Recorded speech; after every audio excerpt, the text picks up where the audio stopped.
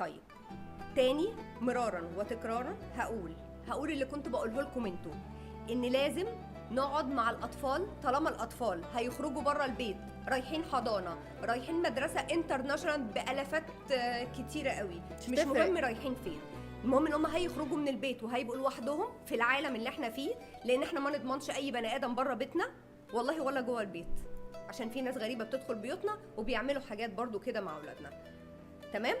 طالما الولد هيخرج بره البيت يبقى احنا لازم نعمل حاجه مهمه قوي، نقعد نفهم الطفل ان في حاجه اسمها تحرش، في حاجه اسمها ان محدش يلمس جسمك، ومحدش يلمس الاماكن، استنيالوش، محدش يلمس الاماكن بتاع جسمك كلها، الاماكن الحساسه او اي حته في جسمك، دي حاجه، ونفهمهم ايه اللي ممكن يحصل ولو حصل يعملوا ايه علشان لما يتعرضوا لموقف زي ده يقدروا يتصرفوا.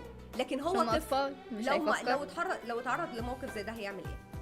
لو انا مش معرفه اي حاجه هيعمل ايه؟ هيقف مكانه ويخاف.